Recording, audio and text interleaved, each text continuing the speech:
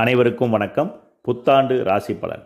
வருகின்ற ஜனவரி 1ஆம் தேதி புதன்கிழமை முதல் புதிய வருடம் நம் அனைவருக்கும் பிறக்கிறது. பொதுவாக புத்தாண்டு பலன் என்பது வருட கிரகங்களை அடிப்படையாக கொண்டு கோச்சாரத்தில் அவருடைய செயல்பாடுகள் எந்த மாதிரி ஒவ்வொரு ராசிக்காரர்களுக்கு அமையும் என்று பார்க்கக்கூடிய பலனாகும்.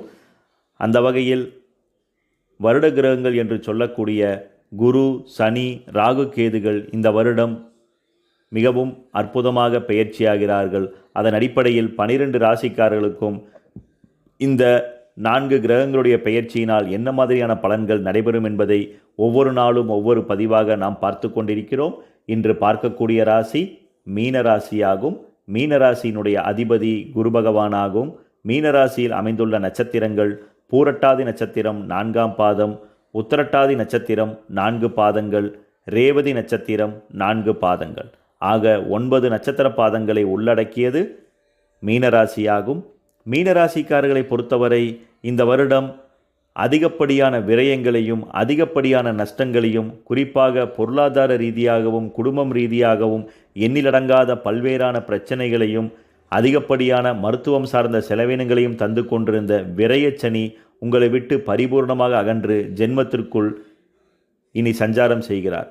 ஜென்மத்தில் வேறு சனி பகவான் வருகிறாரே, 7.5 சனியில் இப்பொழுதுதான் விரயச்சனியில் மிகப்பெரிய தொந்தரவுகளை சந்தித்து கொண்டிருக்கிறோம். இனி ஜென்மச்சனி என்னெல்லாம் செய்யுமோ என்ற பயமும் மனக்கவலைகளும் உங்களுக்கு சற்று மிகுதியாக இருக்கலாம்.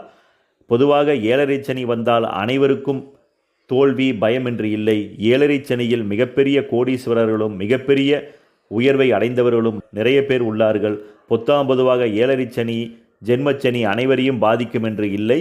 உங்களது பிறப்பு காலக ஜாதகத்தில் மீனராசியினுள் சுக்கிரன், புதன், குரு பகவான் இருந்து அங்கே சனி பகவான் சஞ்சாரம் செய்யும் பொழுது மிகப்பெரிய வளர்ச்சிகளையும் உயர்வுகளையும் ஏற்படுத்துவார். அதே போல மீனராசியினுள் செவ்வாய், சூரியன் இருந்து அங்கே சனி பகவான் வரும்பொழுது மட்டும் சற்று தீமைகளை ஏற்படுத்துவார். அதனால் பொதுவாக 7.5 சனி அனைவருக்கும் பாதிக்காது. இந்த வருடம் நீங்கள் ஒரு நெறிமுறையும் கோட்பாடையும் வகுத்து மிகவும் சரியாக செயல்படும் பொழுது மிகப்பெரிய உச்சத்தையும் உயர்வுகளையும் அடையலாம்.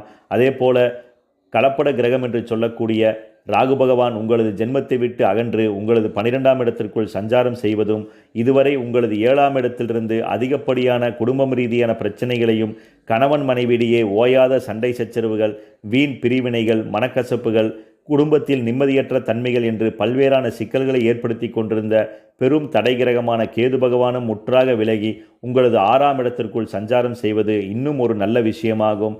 அதனால் இந்த வருடம் ஏற்றங்கள் சற்று அதிகமாகவும் அலைச்சல்கள் சற்று குறைவாகவும் இருக்கக்கூடிய வாய்ப்புகள் நிச்சயம் உண்டு. சனி என்றாலே உழைப்பிற்கு சிறந்த கிரகமாகும். அதனால் உங்களது உழைப்பை 100% தொழில் ரீதியாகவும் குடும்பத்தின் வளர்ச்சி ரீதியாகவும் செயலாற்றும் பொழுது இந்த 7.5 சனியில் ஜென்மச்சனி உங்களுக்கு யோகச்சனியாக மாறும் என்று குறிப்பிடலாம். குடும்பத்தில் நிலவி வந்த நெருக்கடிகள், சில தேவையற்ற மனக்கசப்புகள் இந்த வருடம் அகலும். ஏனென்றால் உங்களது ராசிநாதனான குரு பகவான் உங்களது 3ஆம் இடத்திலிருந்து 4ஆம் இடமான வீடு, வாகனம், தாய்ஸ்தானத்திற்குள் சஞ்சாரம் செய்வது நல்லதொரு விஷயமாகும். அங்கிருந்து தன்னுடைய 7ஆம் பார்வையாக உங்களது 10ஆம் இடமான தொழில்ஸ்தானத்தை பார்வையிடுவது இன்னும் ஒரு அற்புதமான விஷயமாகும். அதனால் 7.5 சனி கண்டு பெரிதாக பயப்பட தேவையில்லை. தனியார் தொழில் உத்தியோக ரீதியாக பணிபுரியக்கூடிய மீனராசிக்காரர்களை பொறுத்தவரை உங்களது ஜென்மத்தில் சனி பகவான் சஞ்சாரம் செய்தால் மன ரீதியாக ஒருவித தயக்கங்களையும் ஒருவித சோர்வுகளையும் அவ்வப்போது ஏற்படுத்துவார்.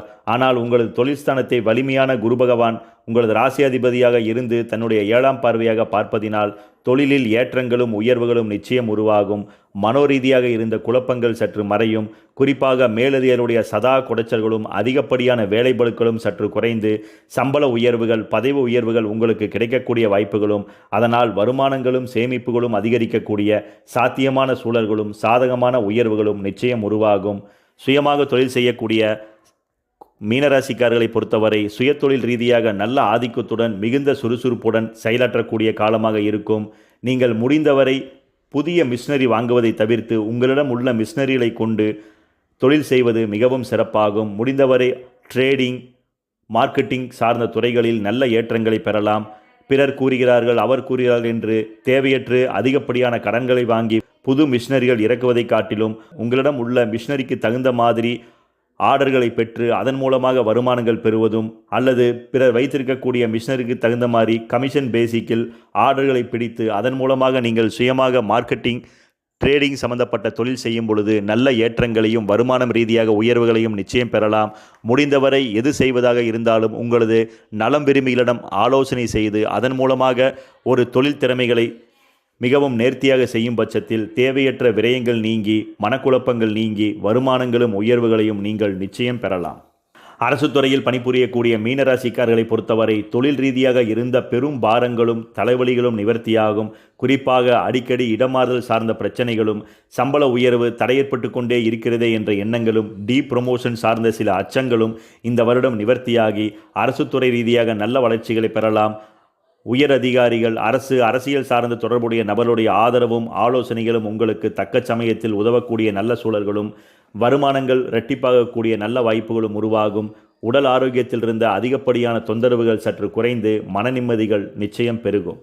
வெளிநாட்டில் தங்கி பணிபுரியக்கூடிய மீனராசிக்காரர்களை பொறுத்தவரை இந்த வருடம் முடிந்தவரை நீங்கள் தொழில் புரியக்கூடிய நிறுவனங்களிலேயே பணிபுரிவதற்கான முயற்சிகளை மேற்கொள்வது மிகவும் சிறப்பாகும். அவர்கள் கூறுகிறார்கள் இவர்கள் கூறுகிறார்கள் என்று அவசரப்பட்டு வேலையை விட்டு பின்பு நல்ல வேலையை துளாவிக் கொள்ளலாம் என்ற எண்ணத்துடன் வேலையை விடுவதை தவிர்க்க வேண்டும். அதே போல ஒரு இடமாறுதல் செய்ய வேண்டும் என்று விருப்பமுடைய மீனராசிக்காரர்கள் முடிந்தவரை ஒரு நிறுவனத்தில் வேலையை உறுதிப்படுத்தி கொண்டு அதன் பின்பு இங்கே வேலையை விட்டு அந்த வேலைக்கு செல்வதற்கான முயற்சியை மேற்கொள்ளலாம்.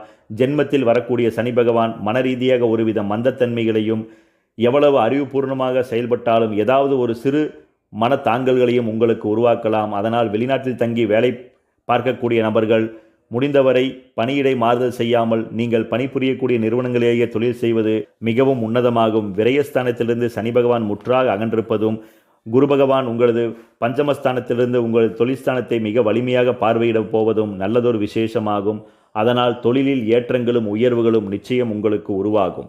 மீனராசிக்காருடைய உடல்நிலையை பொறுத்தவரை விரயச்சனியினால் இளம் வயதினருக்கு கூட அடிக்கடி முடி கொட்டுதல் சார்ந்த பிரச்சனைகள், கால் சார்ந்த தொந்தரவுகள், கண்ணிற்கு கீழ் கருவளையம் தோன்றுதல், தேமல், அலர்ஜி சார்ந்த சில சிக்கல்களை அதிகமாக சந்தித்திருப்பீர்கள். அது போன்ற சிக்கல்கள் இந்த வருடம் நிச்சயம் குறையும்.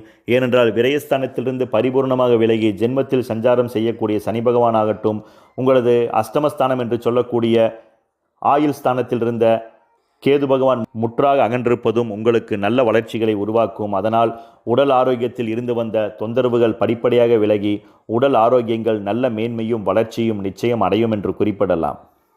பொதுவாக மீனராசிக்காரர்களை பொறுத்தவரை இந்த வருடம் நிச்சயம் போன வருடங்களில் இருந்த பெரிய பாரங்களும் பெரிய தொந்தரவுகளும் இருக்காது. எந்த செயல்களிலும் அதிக விழிப்புடன் அதிக சிரத்தையுடன் நீங்கள் தொழிலை மேற்கொள்ளும் பொழுதும் குடும்பத்தின் வளர்ச்சிக்காக நீங்கள் எடுக்கக்கூடிய முடிவுகளுக்கும் நல்ல சாதகமான உயர்வுகள் நிச்சயம் உருவாகும்.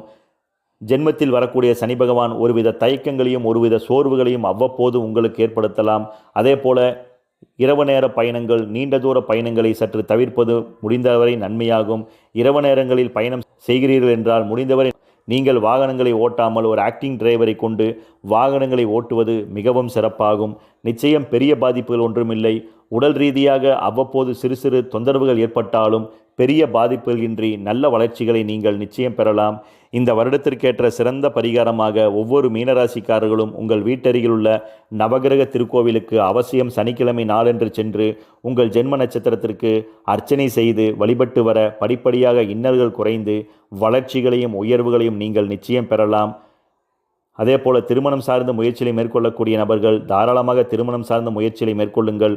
உங்களுக்கு குரு பகவான் 4ஆம் இடமான சுகஸ்தானத்தில் இருந்து மிக வலிமையாக சஞ்சாரம் செய்வதும் உங்களது விரயஸ்தானம் என்று சொல்லக்கூடிய அயனசைன சுகஸ்தானத்தை விட்டு சனி பகவான் அகன்றிருப்பதும் நல்ல விஷயமாகும். அதனால் திருமணம் சார்ந்த முயற்சிகளை மேற்கொள்ளக்கூடிய நபர்களுக்கு திருமணம் கைகூடக்கூடிய வாய்ப்புகளும் உங்களது கலத்திரஸ்தானத்தை விட்டு முழுமையாக கேது பகவான் அகலப்போவதும் நல்ல திருப்பமாகும். அதனால் விரைவில் திருமணம் கைகூடக்கூடிய சுபச்சூழல்கள் மிக மிக அதிகம். நன்றி, வணக்கம்.